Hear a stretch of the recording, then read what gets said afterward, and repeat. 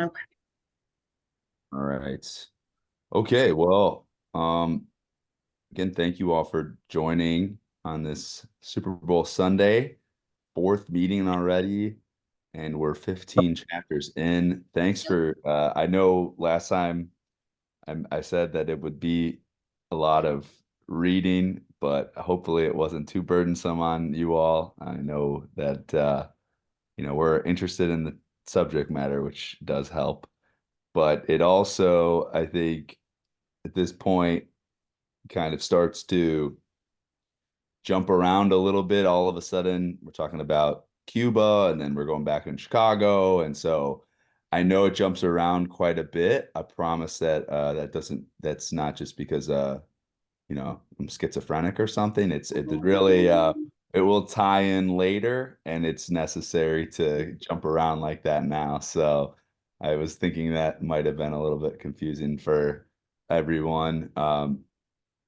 But it started off this section talking about the Painscoes and that wild little family.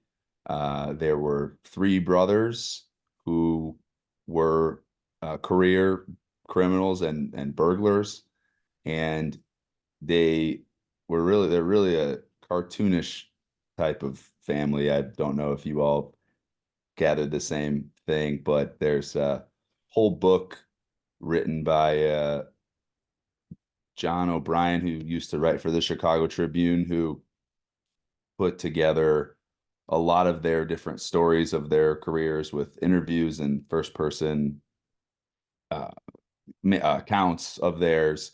If anyone's interested in reading it, you can certainly borrow my copy or find a cheap copy somewhere. That's where a lot of the source material came from. And then a lot of that source material also came from like court transcripts and news clippings too, because the news was picking up Payne's ghost stories. The AP was picking them up nationwide all the time.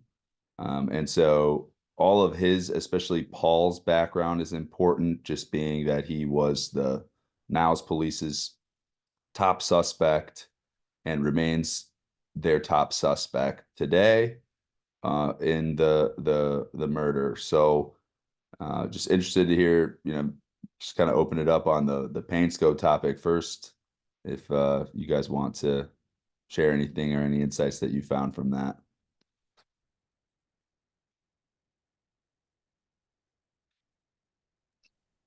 I think he was a pretty good scapegoat for them. Um, and as you mentioned in the reading, like I don't even think the MO matched up that well. He was like always usually the driver, it said. Um, and that they were not saying that he was with Terry. Um, but yeah, I think it was just more of like, well, he's we don't like him, and this looks like someone that we would love to lock up, and let's just blame him with no hard evidence.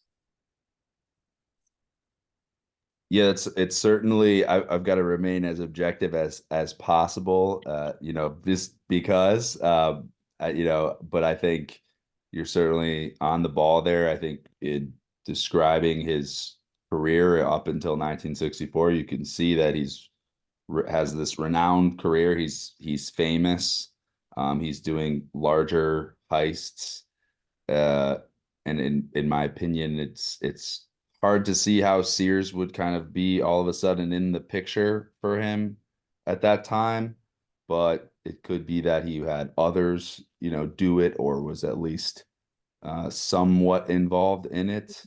One of the findings that was in that book that I mentioned was that he actually was ripping off a lot of Brink's trucks, and so that was or having others rip off Brink's trucks, which is kind of Mm-hmm.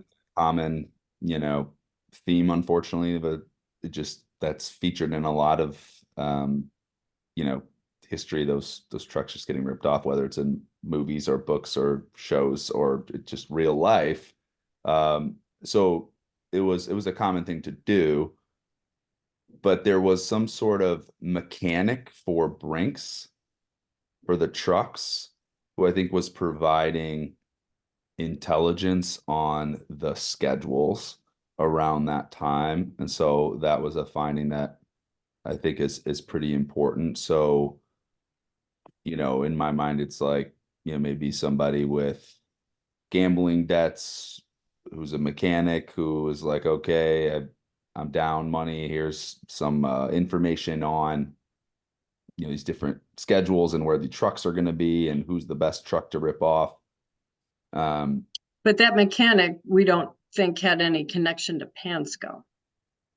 Well, no, there is a connection to Pansco for the mechanic.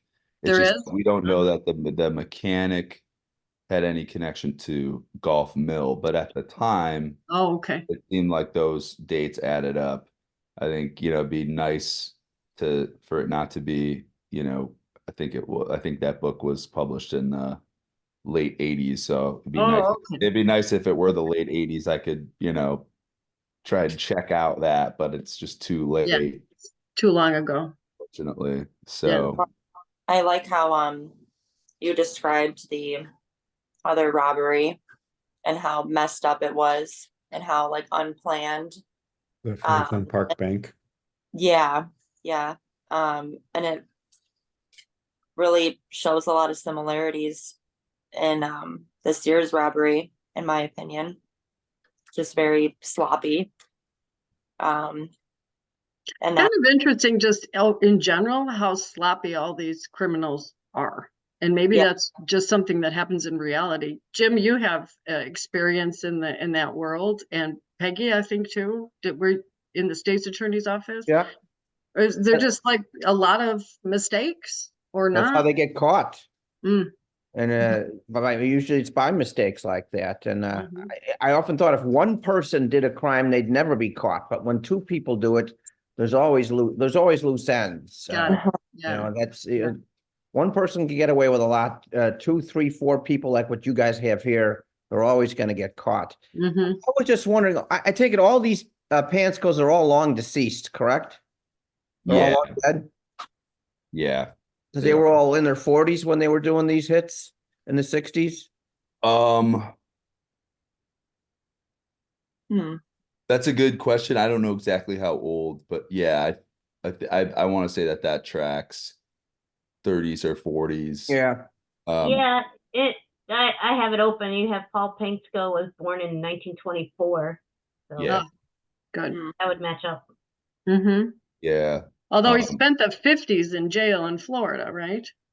In Tennessee, yes. Yeah, or in Tennessee. Sorry. Yes. No, yes. So and they all, they were living hard. So I don't think they were like in the book, they're like drinking light beers and like when they're being interviewed, and I'm just like, I don't know, like it's like the middle of the morning. It's like, yeah, they just live that Yeah. kind of lifestyle. And so a couple points on that is important to show the history between Peanuts and Guy Loverboy Mendola or Mendolia. I'm not sure if the press changed his name or it was just sort of a like cultural thing, but his birth name is Mendolia, and Oh, but everything says Mendola, so I don't know. okay. But they were in that Tennessee crime together where they ripped off the traveling jewel salesman, which just like I was talking about with Brinks trucks being kind of a common thing that we see, traveling jewelry salesmen, nah, they're getting ripped off all the time. What a dangerous job. I know you're just walking around with a case full of jewelry. It kind of makes sense. Yeah. But so we will see that recurring as well. They spent all of that time in the Tennessee jail together and really became quite close, and then came back to the States and continued to came back to Chicago and continued to do crimes together and sort of had this very interesting partnership that seems to devolve around 1963, and they had they owned a sausage shop together on Mannheim Road, and had some I don't want to think too much about that, what? about the sausage that they were making. What's in the sausage? What's in the sausage? Yeah, and well, yeah, the making of the sausage did not turn out well because they had issues, business issues, that apparently with that, and probably with the robberies too. But I think it's kind of funny how going into legitimate business is when they started having issues together, and not their, robberies. But the point being that at some point in 1963, and it's hard to pinpoint, they have sort of a falling out. And so so that a lot of the sort of that main central robbery gang Yeah.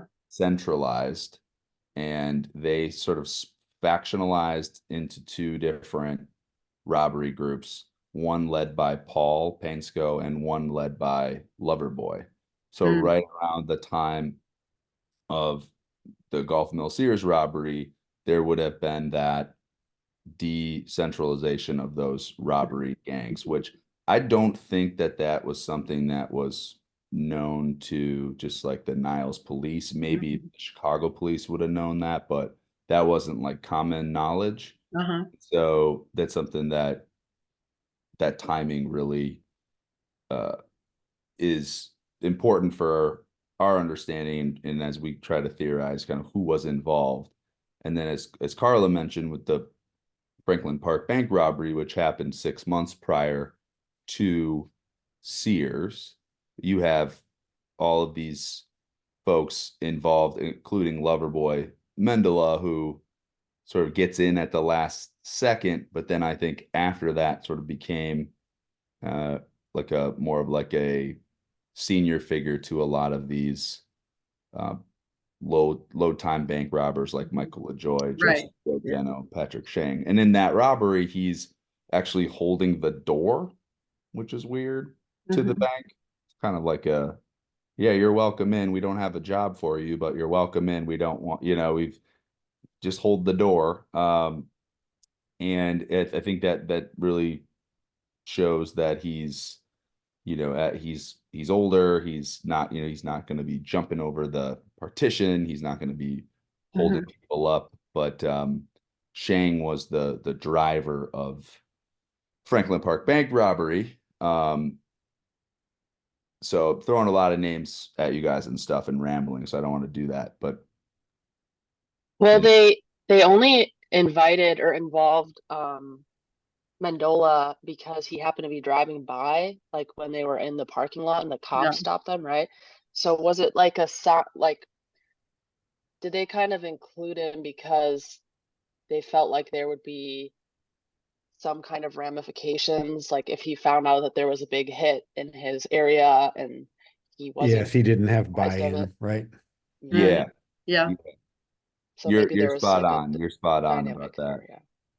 Yeah, you're right. And it's so he had some sort of senior standing, and then these guys are just off on their own, but they clearly need kind of some sort of guidance. And then he comes in, and I think he's the one who, and sorry, my memory is not as good on Franklin Park for some reason, but he's the one who he comes in, and he actually gets Patrick Shane to be the driver.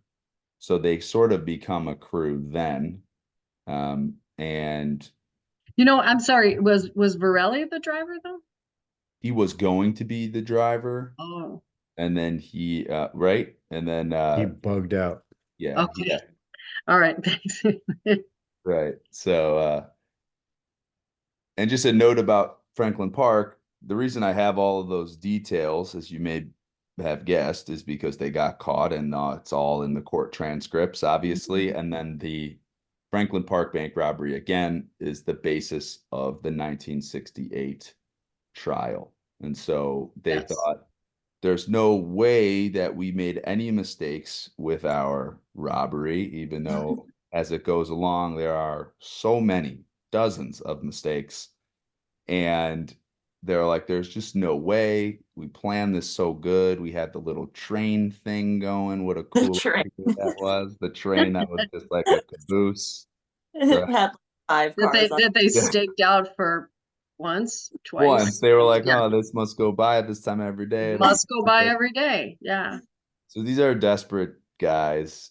This is desperation, amateur hour, and And viciousness. yeah, of course. Yeah. Mhm. That's a Yeah. lethal combination. Yeah, for sure. Mhm. And so they decide, they kind of turn on each other, and I think that's where we ended in chapter 15, I think, is when they start to set up, they start to talk to Willie Potatoes about somebody potentially being a rat. And the Yeah. person who actually approaches Willie Potatoes is Patrick Shang, who kind of got into that late as a driver. And, he kind of has uh, the confidence, I'll say, to approach an underboss and say, I think your nephew may be a rat. Because remember, Michael LaJoy is the nephew of Willie Potatoes Dodano. And then I'll take it a step further as a reminder that there's a connection on my paternal side, our paternal side, Mike and Carla, to Willie Potatoes Dodano, not by blood, which is great. But so it's just kind of a weird thing going on there for sure. Mhm. Is it Josephine again, or who? Because you just Who was- mentioned great aunt. Yeah, it's no. It's I've got to refresh on that. Oh. Okay. I can't remember the names. I'm really nervous to ask this question. This might be a really dumb question. What's the relation, the overlap? Is there any between the Panskos and the Franklin Park robbery?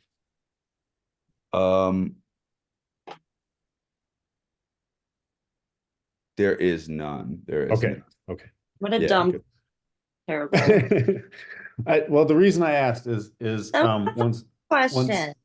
Yeah. Corey brought the vicious word into it. When I look at the Panskos, sorry, when I look at the Panskos, it's just really interesting because in terms of a storytelling place, we go from coming out of just really dark, heartbreaking territory to the Panskos, who are, and I'm sorry, I'm just No, it's great, going, Becky. It's great. Yeah. Thank you. Yeah. You get to these guys, and Tom, you and I were talking about these guys. And full disclosure, everyone, Tom and I had a discussion about some of the earlier writing, and one of the things that I kind of took issue with, was offended by, was when we're referring to like gangsters by their nicknames. You know what I was saying, Tom. It's like when we Yeah. just call someone Mooney or whatever, when he's truly just a bad guy. Yeah. So my suggestion was, don't call him by a nickname. But then these guys, Peanuts, that I think it's okay now, because these are guys who, like, yeah, you carry a gun, but you don't shoot it, right? So these guys, in relation to like these murderous, torturous people that they're surrounded by, and and the CIA and the FBI. Right. These And so guys are this is the kinda- point where the CIA and FBI really start coming in, right? Yeah. And these are the knuckleheads, right? These are this is the good time bunch. These are the guys, if you're watching a criminal movie, you might be on their side. Once you get into like who is this? It's Dodano, right? Who's the torturer? DeStefano. What's Dodano's thing? Is he Potato, torturous, or do I? Potatoes Dodano. He's definitely of that vein, and him and DeStefano were very close associates. Sure. And so just Really Stefano bad guy. Really bad Yep. guy. Yep. Yeah, so I was just thinking from just to conclude my statement, just from from the storytelling, these guys are almost the comic relief chapter, right? The pants goes, Mm-hmm. and then you get back to these back to the other guys, then it gets pretty gross again. But yeah. Yeah, it's a funny contradiction. It's like, you know, they're still rough people, violent people, but there's just like, I think the reason that they resonated with a national audience is they're just were cartoonish in their way. And They'll they're put a all gun to a brothers. baby's head, but they won't pull the trigger. Right.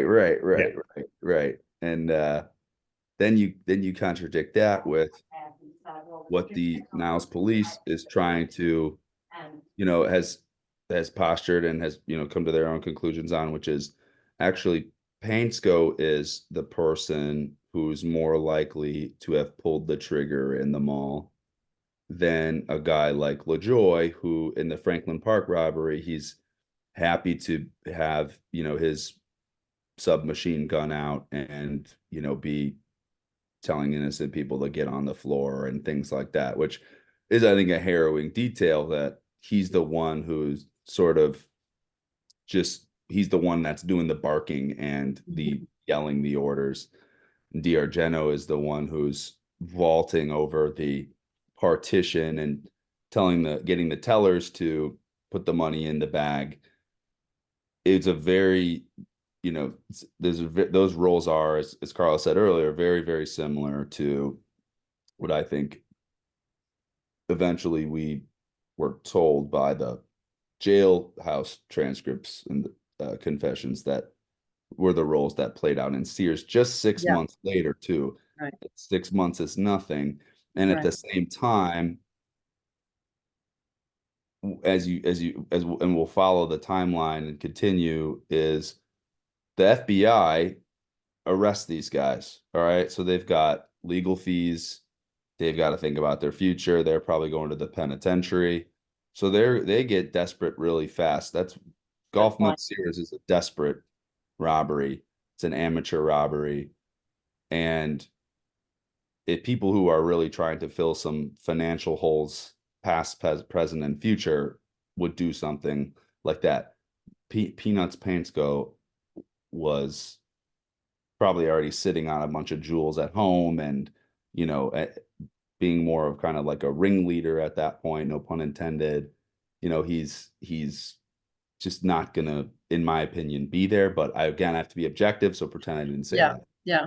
And, you know, let me add here that for the first time I noticed, I've read this before, and I was saying to Tom before everybody got on, you really can't read it enough in the sense that the detail is so thick that I could say, oh yeah, I've read this twice. The third time now going through, I saw that not only did Pansko, from the police perspective, get blamed for a lot of things he didn't do. So that was already going on. He was already getting blamed for things he didn't do way before the Sears robbery. And then I saw today that he himself kind of happily added things to his resume that he didn't do either. So there was this phenomenon of him being at the center of this whirlwind of robbery, and so easy to, you know, to get him, not easy to keep him. Not easy to keep him. And they lost him again, right? They brought him to a grand jury. The grand jury said, you got nothing. And he went free again. Meanwhile, our Franklin Park group is out on bail. I have to say, Pansko seems more cartoonish, but he's also, to me, seems more professional, right? Like he has a plan, and he is good at this because he does it so many times, and he knows what to do to not get caught, right? Yeah. To me, and that's part of the professionalism to me. These Franklin Park guys are just like, let's, you know, just go in with guns and take money. Like it's not really well thought out. I mean, they thought they were geniuses because there was a train in the back. I really think they were impressed by their sport planning. Yes, yeah. And so it's weird. Like he seems more cartoonish, but to me at the same time more professional than Mm-hmm. Agree. I bet he went back to Tennessee and got those stones when he got out of jail. Yeah, I think so too, probably. Mhm.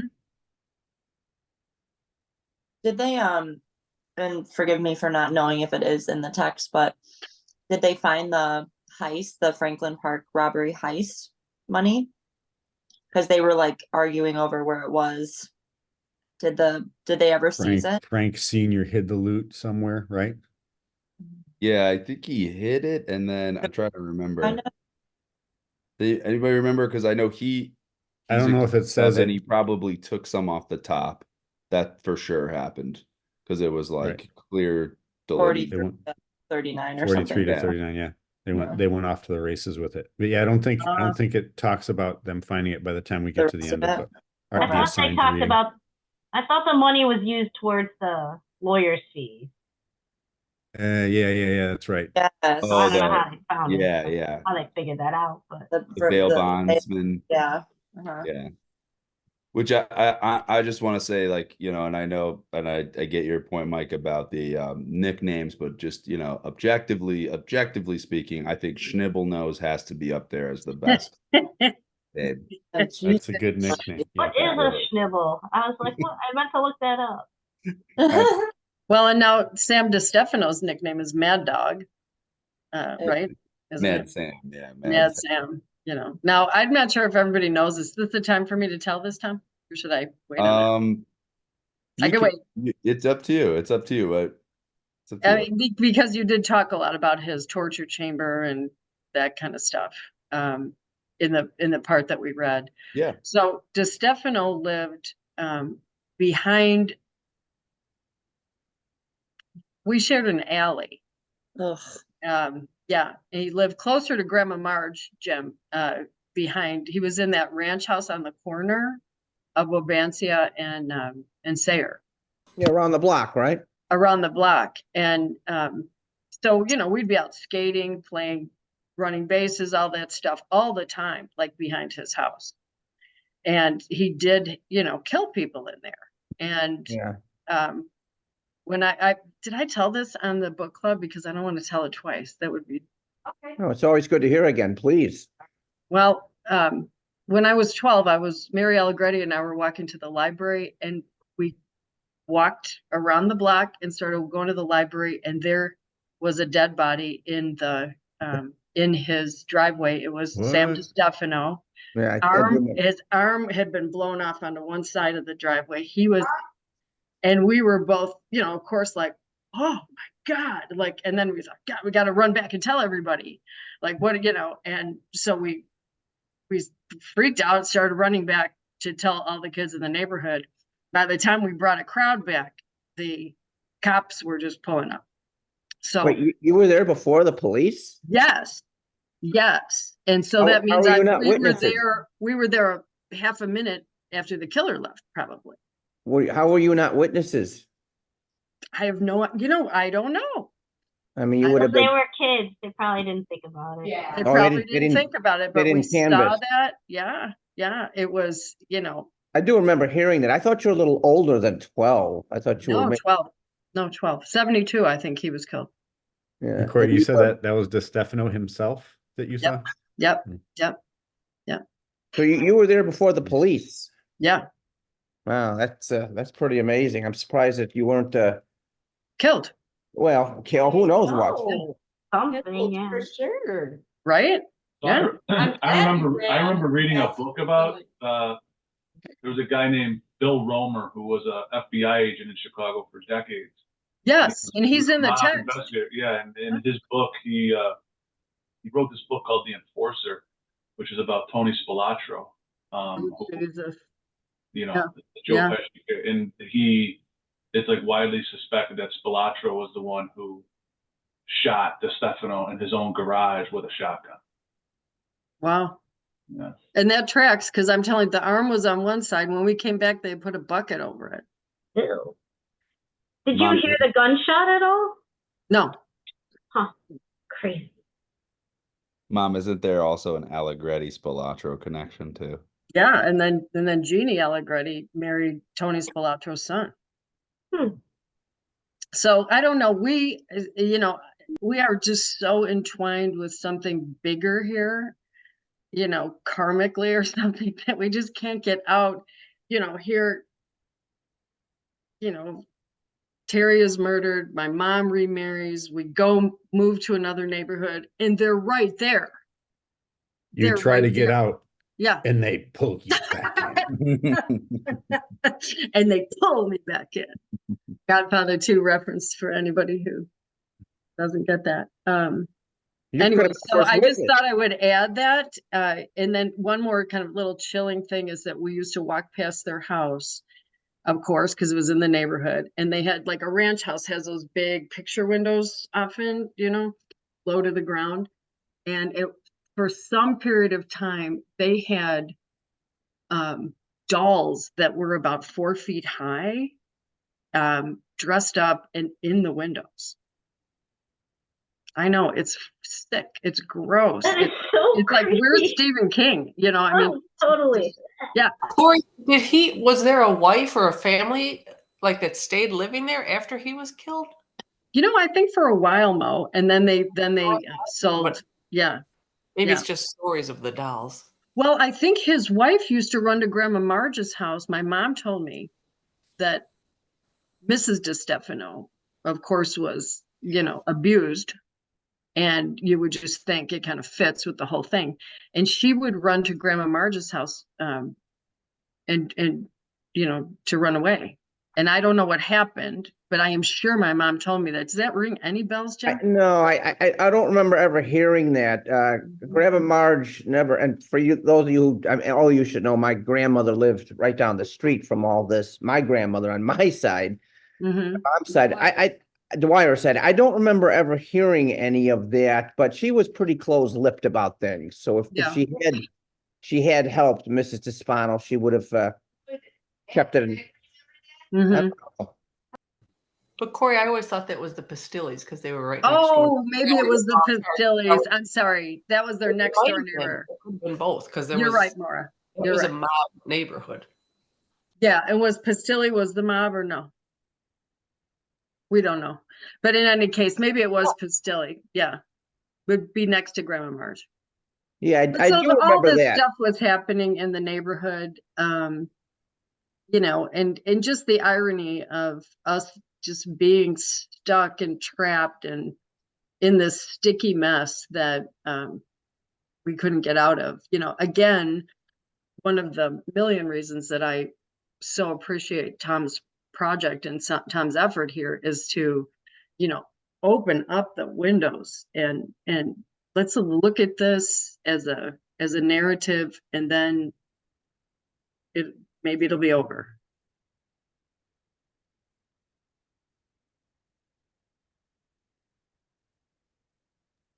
I have kind of a question about, you know, not having been alive during this period in time. Like, is this all just coincidence that, you know, where you moved to and the whole murder and all these connections to the mob was just so ingrained in the Chicago suburbs, like in Yeah. your situation, or was it just so systemic that it was all around everybody and, you know, probably every I neighborhood? think both. I think both. You know, Galewood was certainly not the only neighborhood where there, you know, where the outfit was located. River Forest was, and for all I know, still is. River Forest was a big part. I think a lot of the gang activity has moved out to the far west now in Naperville. I had a student once at DePaul who was a police captain. He said, "Oh, all the gang leaders live in Naperville now." Wow. So, you know, We lived in Westchester, but Tony Accardo's, I think it was his daughter, lived just around the block on Westchester Boulevard, and There I you worked go. at Fresh Meadows Golf Course, and all of these figures were there because they Wow. couldn't go in their car. All of these mobsters played at the golf course. It was Wow. an upbringing for me to see all these characters that you'd read about, and they blew up a car in the parking lot before. Oh God, you know, yes. at That's Fresh right. Meadows Golf Course. I remember all of the Accardo, Alleman, all these people. And at Fenwick, There were several individuals whose parents were disreputable means that and Bennett too, where Nancy went. She went to high school with Glimco. So to answer Olivia's question, it was pretty widespread and systemic everywhere. and not just coincidence. Right. And you were also like aware of that, you know, when it was happening. You Yes. didn't, Or you was just, it just everybody was. Everybody was. You just Everybody accepted it. was. It was, oh, haha, but they're not gonna bother me. Right. And some scary stuff. I mean, I didn't know that, Corey. I know that you had seen the body, but I didn't know you were the first person to see the body, or more than likely, other than the killers, there was you. No, I absolutely. Fairly clear memory. I mean, how couldn't you? So yeah, this stuff was going on. This stuff was going on. And, you know, so Olivia, are things different now? I think, but yeah, just like with many things that we now look at in the 21st century and say, oh my gosh, how did people tolerate those kinds of ideas or those kinds of behaviors? And that it really was just part of the landscape. Yeah. Wow. If I remember, and Corey, you'll know this, didn't the FBI set up and sit on our front porch to eavesdrop on something that was happening in the restaurant down the In street? Hoagie's Pub, yeah. In Hoagie's. Yep. They Yep. used our front porch. They used our front, but that's true. That's true. My mom had gone into, see again, the stickiness. My mom had gone in to have an operation on her varicose veins, and her roommate, who was also having the same operation, was the wife of a police chief, captain something in Chicago at CPD. And so they got to be friends, the two couples, and they came over for dinner one night, and, you know, this topic came up. And before you know it, you know, yeah, they were setting up surveillance on our front porch. I forgot about that. Right. Now they asked the Allegrettis, and Mrs. Allegretti said no, because, you know, it's a scary thing to do. And the pub was right behind their house.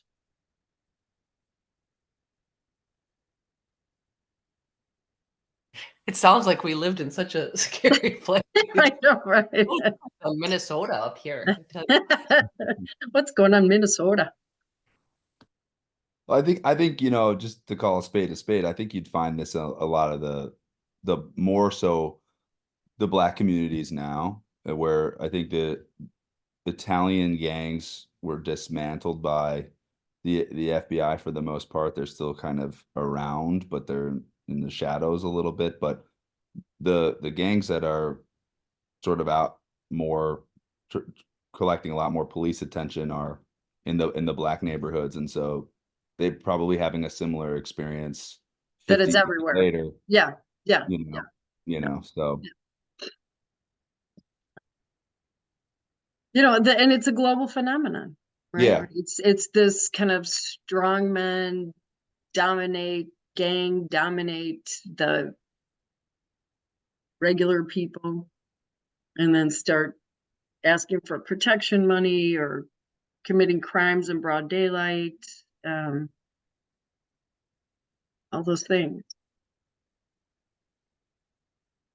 And then sometimes they invade Ukraine. Since we I'm just gonna breeze right by that. Since we brought up the FBI, do you want to talk a little bit about C1 and then move into the CIA aspect and get into, you know, we're touching back base with Richard Kane, early 60s. So we left off where he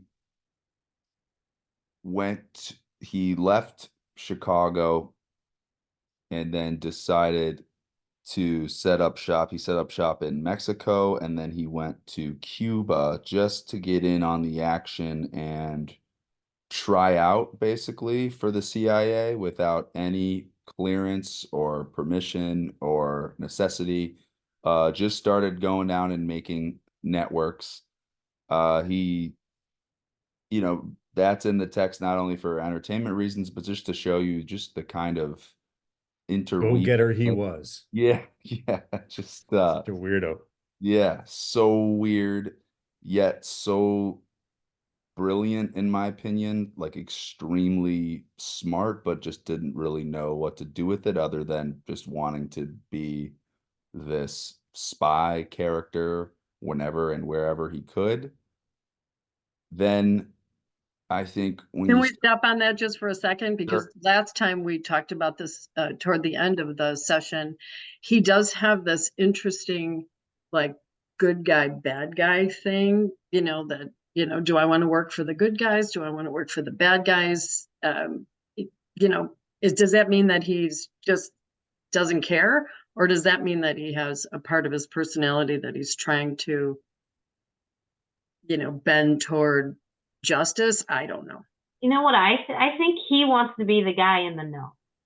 Yeah, it's If all you're gonna about be him. the guy in the know, you gotta be on both sides. Right? Oh, You gotta know that both makes sides of the sense. story. That He makes wants to be He wants to closer be the to, public actor, right? yeah, that makes whatever is sense. more advantageous to him, he wants to be closer to. Exactly. Mhm. Yeah, that's it. I only Totally bring it self- up because there was that weird like black hand, white hand thing last time, and I just Yeah. thought, oh, there is kind of a similar pattern, Yeah. But go ahead, Tom. Sorry to get no, us no, on a sidetrack. no, this is what this is. This is what this is. The discussion group.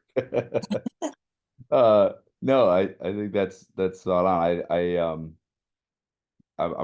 I'm really perpetually fascinated by Richard Kane, and also sometimes don't really know why he's not like somebody that more people don't know about, which is like just given everything he was involved in. I mean, for as much as we think about, you know, oh, why don't we trust our government anymore? Well, let's look back in the CIA asking the head of the mob to assassinate a foreign leader Right. is really, really like just I don't even know. You can't like you'd if somebody made that up as like a fiction, like just sort of like a fun fiction thing, historical fiction, Right. be like, okay, that might be, but like that really happened. Yeah. Um, Historical it'd have fiction, to be a you wouldn't comedy. read the book. You'd say that's too ludicrous. Yeah. That's Yeah. not that's Star Wars. It's fiction. It's stupid stuff. Right. Well, how about with those botulism pills? I mean, an editor would take that out immediately. or the And the expensive detail. wiretapping technology Oh my that God. Yeah. Yeah. retained.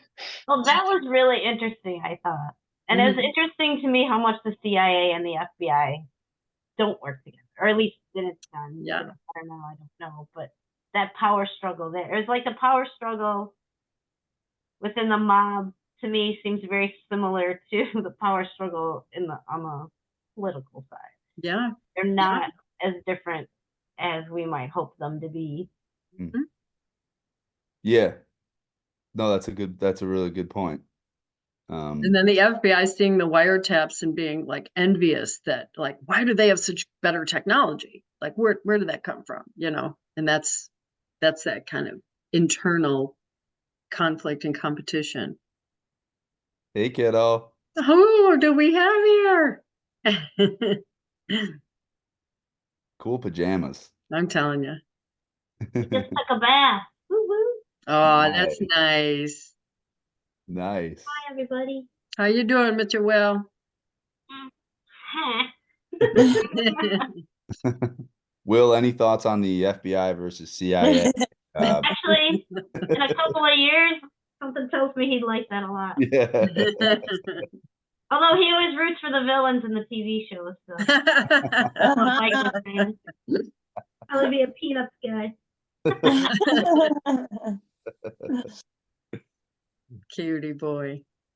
Yeah, the aspect where they're searching through, or they're trying to plant their own wiretaps in Giancana's fortress and find better ones, and then you find out,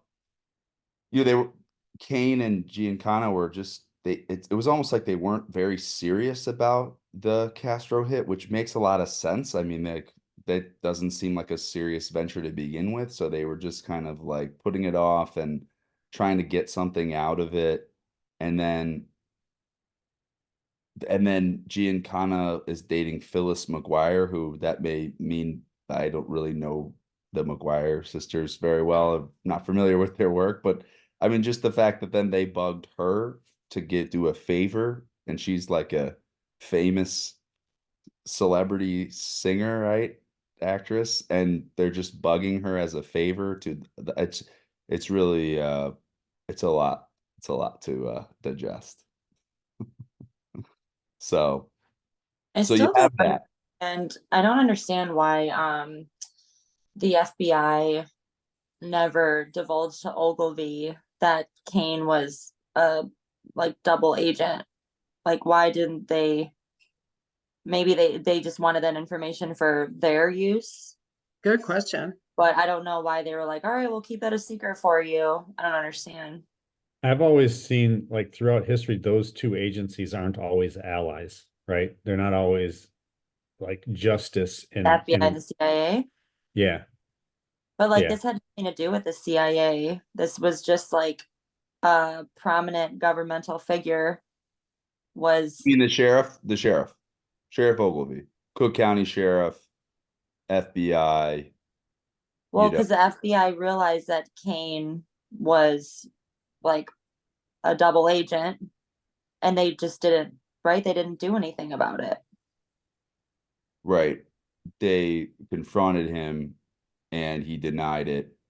Then again, all the stuff that they were to find on the wiretaps was not admissible and couldn't use it as evidence. It was just a way that they were gathering information so that they can go down the right paths of their own investigations. And Jim and Peggy know more about that, but I think there was certainly probably something communicated, but there is also an interesting theory that the more I've read about Ogilvy, I feel like he was like he set a pretty high moral standard even for a politician. That says something, you know. But there's a possibility that when he was trying to be elected in 62 and he kind of embraced Kane during the election cycle and then hired Kane as his chief of detectives, that there may have been some sort of understanding on Ogilvy's side that Kane was connected and enabled in order to bring in the votes.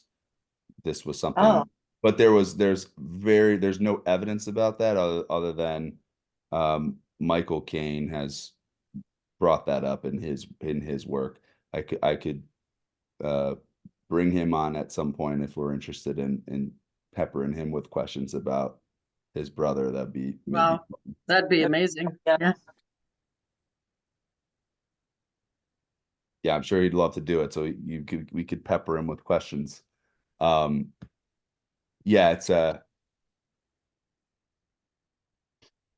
strange soup of different desires and political wills. It seems to me, and this might just be an artifact of how you're writing the narrative, but that Ogilvy was under the sway of Kane to a certain degree. He was dominated by him to a certain degree. You know, and or he wanted to believe in him for some reason. Yeah, there's probably a lot of different reasons for that.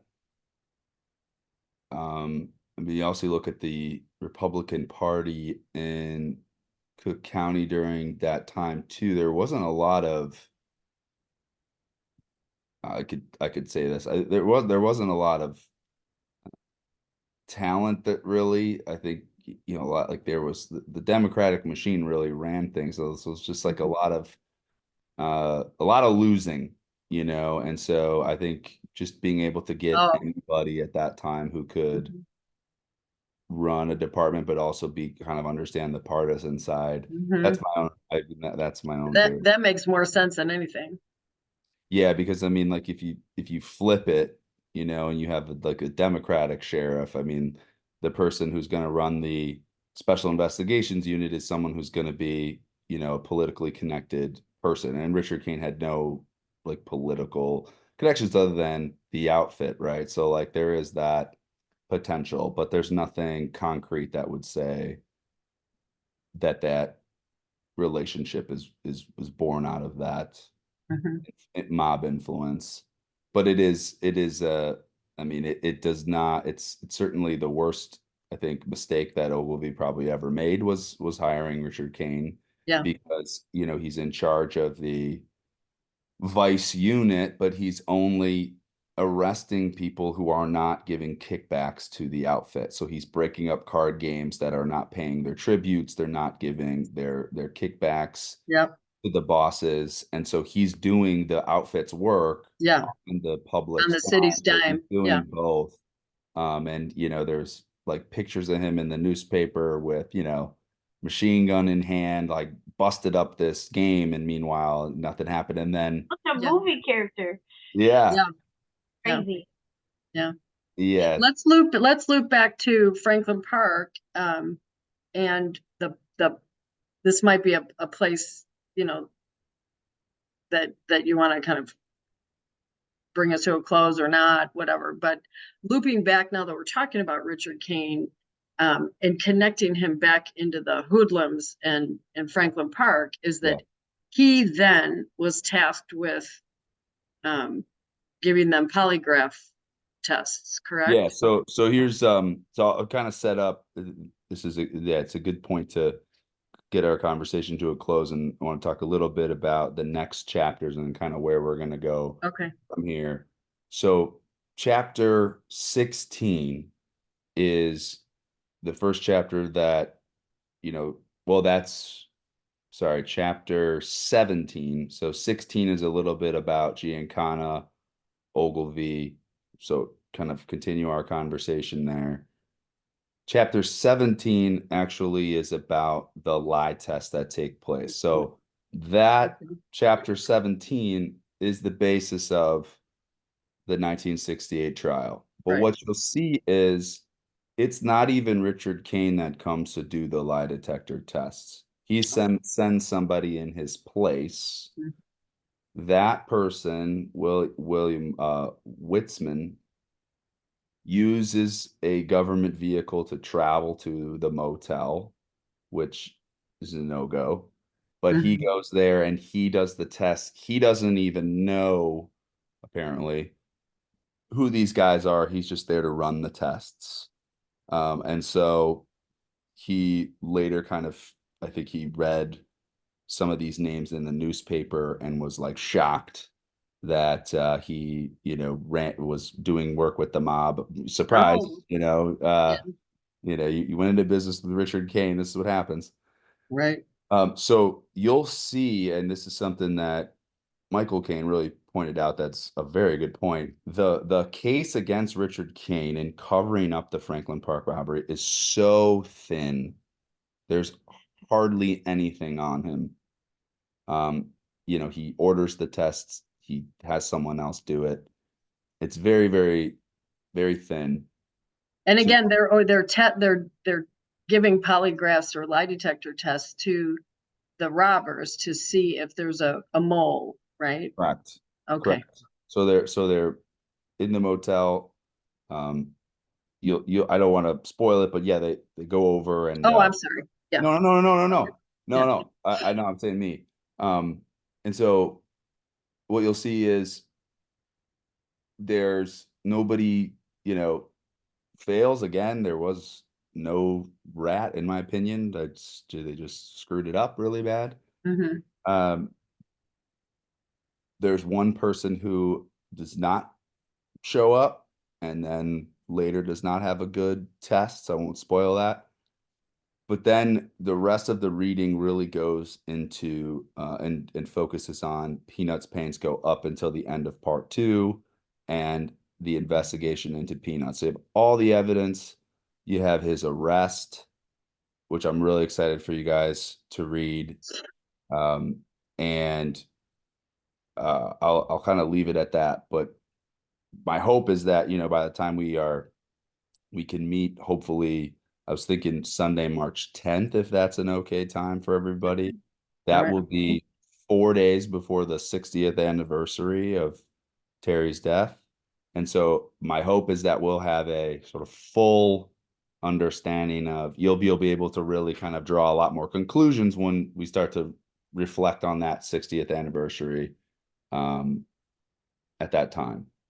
I also want to, apart from the reading, assign some listening, which is, and I'll send it. It's 2-part tape that I've mentioned before, the Jailhouse Confessions. There's a tape cassette. First side is an interview with the family in 1983. Mom, you're on it. Our dad's on it. Papa's on it. A few others are on it. Maybe, and anyway, what's important is there's a transcript too. It's very hard to hear, but I'll include the transcript in the email. You can listen to it, read along. The other side is the actual Jailhouse Confession. I'd like everybody to, listen to that at this time. And this is Martin Tajra. And if you have any questions about that context of either of those, let me know. But I'm going to send that out so we can all kind of discuss that next time too. Okay. And then see where we want to go on March 10th. We're done with part 2. You guys have seen a lot. We'll sort of see, we'll determine the fate of this group then, if we want to keep going, if you guys want to go on your own. But I think if we do 11 a.m. on March 10th, does that work for everybody? Yeah. Yep, sounds good to me. Well, I'm done rambling, blah, blah, blah. But Thank you. that'll be such a good, like, fitting place to be at the 60th anniversary. We're right back to the crime itself. A well executed time. Oh, good. Well, thank you all so much. You have no idea how grateful I am that you guys are interested in this and you guys are just amazing. I love meeting with you guys. Hey, Nance. Fun. Yeah. It's great. We So- love it. Yeah, it's a fun thing to do. Mhm. Plus I get to see everybody here. Yes. Yeah. Agree, that's Maura, Thanks, Jim. Michael. Well, love to all. It's so Okay. impressive, just all the Yeah. work. Yeah. Good Yes, work, thank Tom. you for all the work. Yes. Yeah, thanks. Yeah, So this is well done. amazing. Thanks. Thanks. You can tell how much time and effort you put into. Ooh. Yeah, it was a laugh. Mm. Love it. Thank you. Okay, Thank Tom, you. love Okay. everybody. Clem. See ya. See you, everyone. All right. Bye. Bye. Okay. Love you Okay. all. Bye. Bye. Hey, Peggy, you. can you stay on for a second? Sure, of course. Bye-bye. Love you Bye. guys. Bye.